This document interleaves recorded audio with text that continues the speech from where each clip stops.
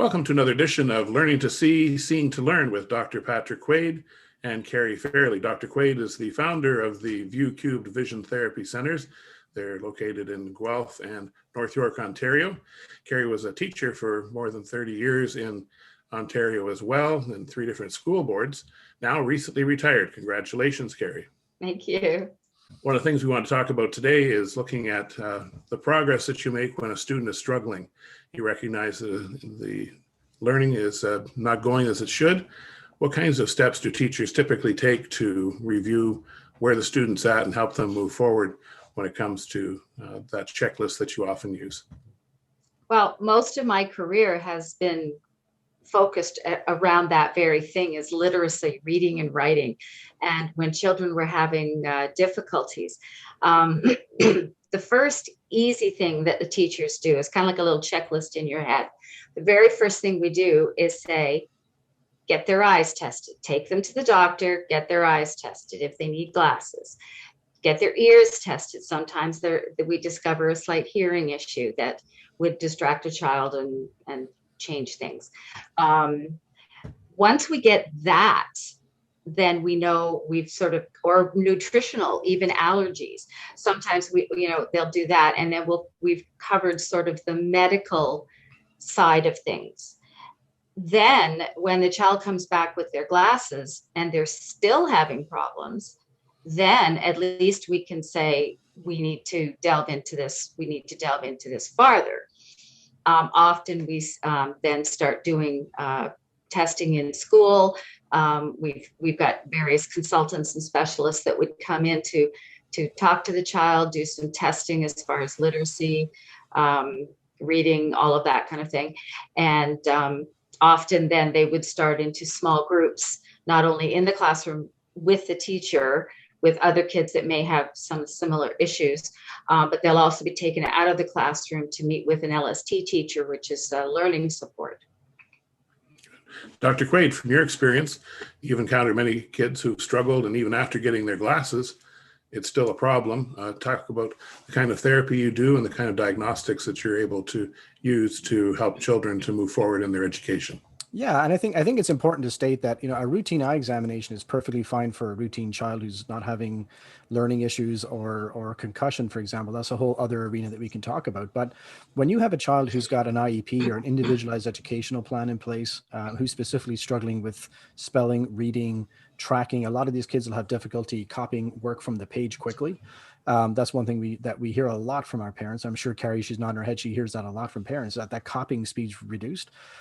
We tend to do a little bit of a deeper dive. And when you look at the visual system, the routine eye examination or the screening is usually designed to, pick up a prescription if there is one, check for any eye disease or any really obvious eye teaming issues. But there's a lot of subtle eye teaming issues and near-far focusing issues and tracking issues that can be a problem that can very easily be missed in that routine assessment. And I think in the paper that we published in 2013 in a medical journal, the conclusion of that research, which looked at 50 kids aged 6 to 16 with IEPs versus controls, the conclusion of that paper, which was supported by the research, basically came to the conclusion to say, look, yeah, if you have a kid who's got an IEP in place, there's probably an 82 to 84% chance that they have an eye teaming issue. And those can be subtle. So you need a more in-depth assessment. Why don't you explain eye teaming to us? Sure. Well, probably a good way to make that analogy is if I'm driving a car and my wheels in my car are aligned, I can probably have the radio on, somebody sitting beside me, I can have a chat to them. It's not very hard to control the vehicle. If the wheels in the car go slightly out of alignment, I can still control the vehicle, but I have to work harder to control it. So the first thing I'm probably going to do is turn off the radio. The second thing I'm going to do is tell the person beside me to be quiet, because I have to put more effort into controlling the vehicle. So that's a good analogy for if my eyes are not working together. When I read, I have to work a lot more. If I'm copying stuff down from the board, it can be excruciatingly difficult for these kids to do. And they can often look like they're not attending or they're not paying, because most kids will just say, I'm not doing this anymore. This is too much work. And they'll look like they're getting distracted. Or, I've had kids who've quite honestly seen double. So when they look at the page, they see 2 of things, but in their mind, because they've never seen differently, they think it's normal. In fact, I had one kid when I asked, when we found that he was seeing double, and he finally came out and said, yeah, I see 2 of things. I remember the mom and the dad in the consulting room saying, well, why didn't you tell us? And the answer he gave was classic. He said, well, I looked over at my friend's page and his page was double two. So I just assumed everybody sees that way. And, the innocence of that from a child. So I think and the kicker is you cover one eye, I'm 20/20, I'm 20/20. So, just because I can see size 20 font 20 feet away doesn't really have any bearing on how my eyes move when I'm reading. So to your point, Grant, about the glasses, glasses are useful in terms of making text that's blurry clearer, but glasses don't determine how your eyes move. Your brain determines how your eyes move, right? So if I'm able to converge my eyes or cross my eyes, that's my brain doing that, right? And if I'm really good at that, I can cross my eyes, I can look at the left image and I can make the left image move. I can bring it back. I can look at the other image and I can make the other image move, right? So I can move one eye. So it's my brain doing that, not the glasses.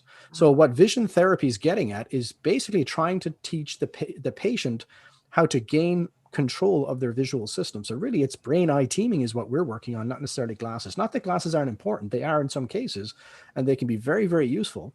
But it's the glasses should be viewed like a crutch. I mean, if somebody had a broken leg, you wouldn't give them a crutch and say, have a nice life. You'd fix the broken leg, you'd let them use the crutch, send them for a physio to try to get the strength back up and then get rid of the crutch. So vision therapy should be viewed in a similar way. Well, when you were talking about the copying down off of the board, I mean, that as teachers, we kind of see that as a skill. Mm-hmm. So that is something that we have to encourage them to do, not realizing that for some of these kids, we're torturing them. The most dramatic example I have of that, and even with 25 years experience, I had never seen anything like it. I had a child come late to class and I had 9 math questions. So it didn't matter if it was writing or numbers or whatever it was. It was the idea that he had to copy it off the board into his book. I had even put 1, 2, 3, 4, 5, 6, 7, 8, 9, thinking, obviously you assume he's just going to copy it down in that order. I thought, well, if they make a mistake, he didn't notice the numbers, he might go down vertically. It took me an hour after school to figure out what he actually did in his book. I took his book and I took what was on the board and I numbered in a different whiteboard, like a red marker or like whiteboard, how he put it down. And I put like a 1 here and a 2 here and a 3 here and a 4 there. And then I took a green, a third color, and I literally connected them. And he had gone zigzag all over the place. I was bringing teachers in from the hallway to say, you have got to see this. This was how he interpreted, or his brain interpreted what he saw on the board, to me as a simple grid of 9 questions. He put the numbers down right and everything. It was how he picked them out, and they literally were all over the place. It was. And I think what you have to realize about those kids, a lot of those kids will develop almost a sort of a tunnel vision, where they'll use so much effort to focus in on the question, they literally lose, almost like the Where's Waldo effect. Everything just gets mixed up on them. And you'll often find these kids, the same kids will get overwhelmed by print on a page, because if you think about reading, it's a figure ground task, which means, it's a Where's Waldo exercise. Here's a word buried amongst a whole bunch of other words. And that's a similar reason why these kids have tracking issues when they're reading, because they literally hone in on that. They're putting so much effort on that one thing they're looking at, they literally block out everything in the periphery. So that doesn't shock me at all. And I had a lot of kids with reading that would jump lines, and then they would end up going back, and like it really was jumping all over the place.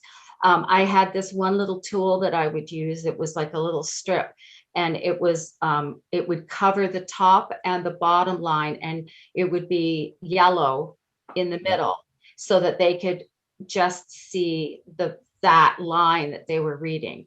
But it always fascinated me as to what are they seeing and how is the brain interpreting that. Yeah, and I think in the study that we published in 2013, we also had a goggle where there was 4 infrared cameras on the inside. So we actually recorded these kids in real time while they read, and it showed very much the same type of pattern. It's fascinating. Yeah. Well, this has been great. Thank you both for your contributions, some ideas here. There's so much more to learn about all of this from not only Dr. Quaid, but also Cari and the other contributors who've made this book something that's a great resource for both parents and teachers and other professionals who are looking at how children learn and the impact of that on their future careers, on their self-esteem, on their happiness, on their success in life. We've been talking to Cari Fairley, a retired teacher in Ontario, and Dr. Patrick Quaid, the author of the book, Learning to See, Seeing to Learn. Join us again for another episode when we come back. Thank you. Thank you.